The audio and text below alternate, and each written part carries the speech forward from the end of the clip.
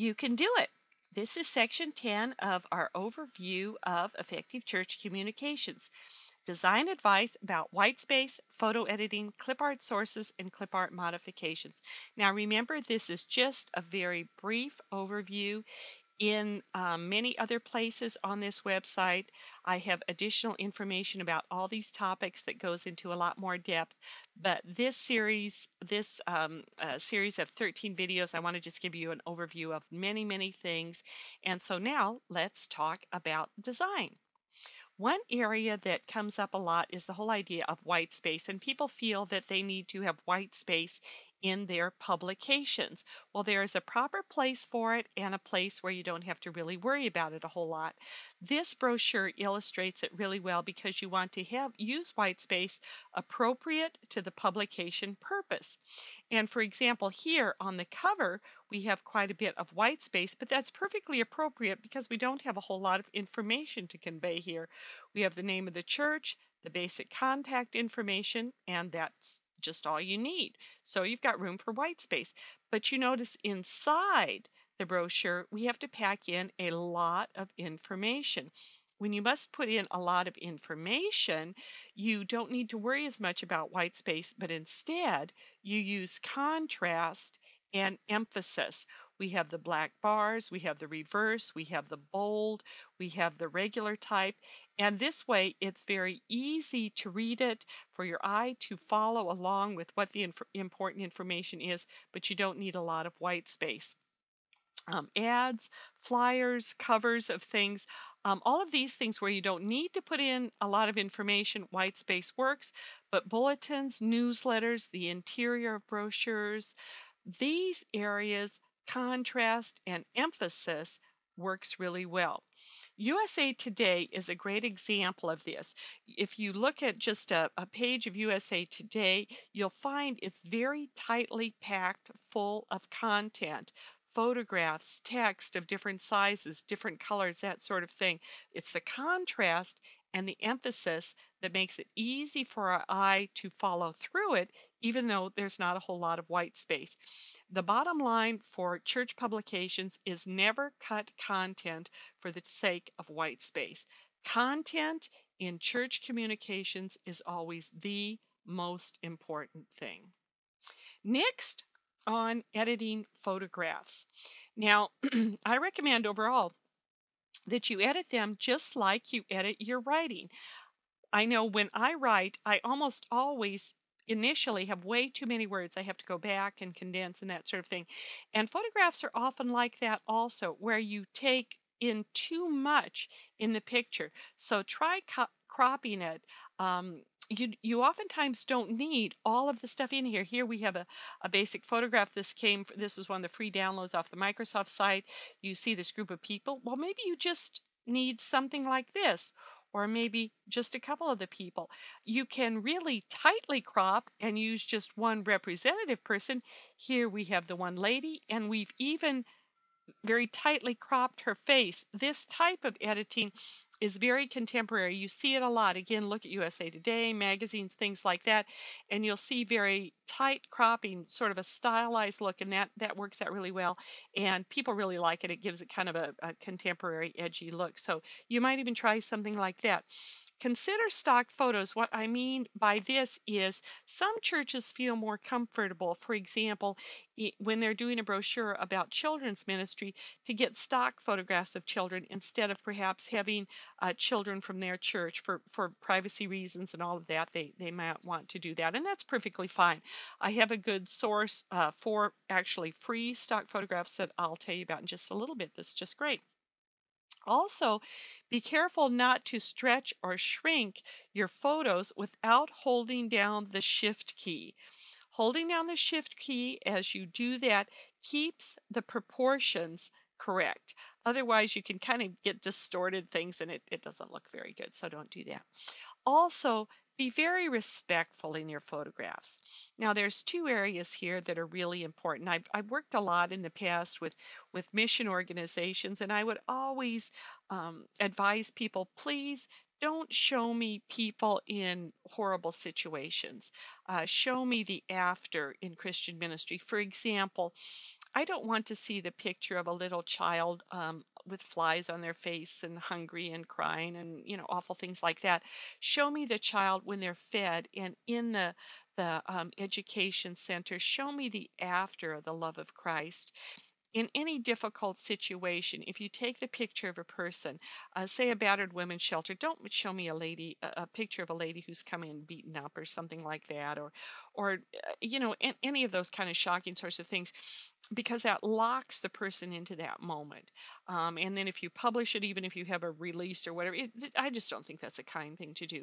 We want to always show people at their best. Show me the after, show me the good things, show me the results of what the love of Jesus can do. And I think that's really important.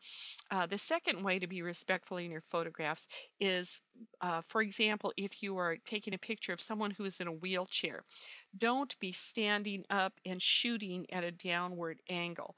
Either kneel down, sit down, or get down where you shoot directly across, where you focus on the person, not all the appliances surrounding them. And again, it's just focusing on the person. It's a much more respectful way to photograph someone. With clip art, now there's so much that can be said about clip art. And in this particular thing, the one thing I want to emphasize is that you don't have to use it just small and wimpy.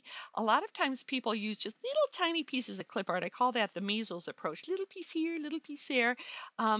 And people forget that clip art is done by very good artists, and usually they're wonderful pieces of artwork. So you don't have to use it in small sizes and as a wimpy decoration.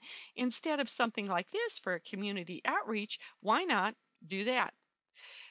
Almost all clip art today is vector-based, which means it can be blown up as big as you can make it. And so use it in a powerful, striking way. One image blown up, that will really get your message across a lot of times, and that can work out really, really well. Now, for images themselves, here are two of my very favorite sources. The first one is a Microsoft site, and even though it's been around for ages, I'm amazed at how many people don't know it's there and don't use it. You can go onto their site. They're always putting up new things. In fact, here they tell you they've got more than 150,000 free images and sounds, and they add new ones all the time, and they always have seasonal ones. It's just great. You just go to Microsoft.com, go to downloads and clip arts, and have fun. It's just great. You just love it. The next one is Stock Exchange. Now, this is my very favorite source for photographs and things like that in the whole world. This is incredible. And not only photographs, but a lot of these incredible images, and they're all free. Now, don't confuse it with Stock Expert, which is actually the site that charges for things. Stock Exchange is sort of their free little brother. And it's actually based in Hungary. There's lots of people from former Soviet bloc countries, just all over the world that contribute stuff. It's just the greatest thing. But go on there. It's www.sxc.hu. It's based in Hungary. It's just wonderful. And you can find really, really fantastic things. On some of them, you have to ask for permission if you want to use it for a specialized thing. But even in doing that, it's just so neat. I've emailed a number of people for things, and I remember the first one. It was a young man from the Philippines, and I told him that I did church stuff and what I was going to use it for, and he was so cute. He emailed me back and he said, "Oh, you really want to use my thing? Oh, that's just so wonderful! I can't believe somebody wants to use it. Oh, that's just great, and just have a happy life." And it was just really cute. And I've gotten other really nice messages. Some of them you don't need to ask any permission at all. There's one gentleman's artwork I used recently that he was a Christian who put stuff up there. He said, anybody can use this, any believers for anything, what they want to. And I used it on a book cover, and of course I gave him credit and cited him and told people about his website. But it's a great resource, so check it out. Wonderful, wonderful things. Then once you have your image, Snagit. If you don't know about this little program, you must get this little program. It is the greatest thing. I use Snagit probably every single day. The thing that's so neat is you can do a screen grab of any size of the screen. In fact, throughout this entire series, I don't think one single one single set in this series has not had Snagit images in it. This little box of Snagit right here was a screen grab off the website, and you can just cut around different images, all of the images you see of my stuff from publisher or different publications, or just practically anything and everything in the materials that I do, I've used Snagit. So it's great for capturing things. Also, you can edit stuff. And this is what is really neat about it, is it has effects in their editing program that are very similar to Photoshop, but to the Photoshop filters. But this is a $49 program, and you can make the changes with one click of the mouse. For example, here's a piece of clip art. Here it is pixelated. Here it is what they call solarized. And here it is with noise added. Here are some other changes with, again, just out of Snagit. Here's a photograph.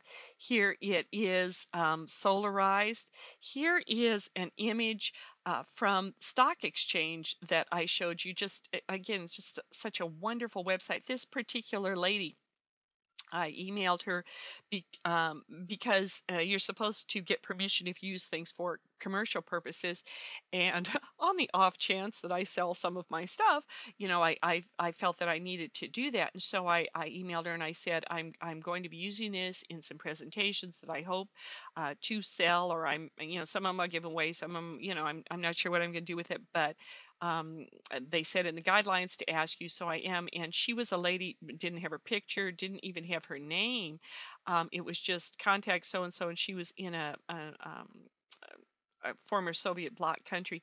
And I got the nicest email back from her. She just said, I too am a believer, and please use any of my work with my blessings. And so when I look at these images, it gives me joy. But anyway, this is one of her images. Actually, I cropped it down in Snagit, and then this is in Snagit solarizing it, which just reverses the colors, and you can vary the degree to which you do it. It's just some really neat things. And then here it is pixelated, and so you can see again with Snagit, little $49 program, just one or two clicks of the mouse, you can do some very different things and really create unique artwork for your publications using it. So that's just a quick view of a number of the things that you can do with your artwork and stuff like that. But I hope you enjoyed some of them. The next section will be section 11, and this is a quite lengthy and in detailed one. It's going to be an overview of website production using WordPress.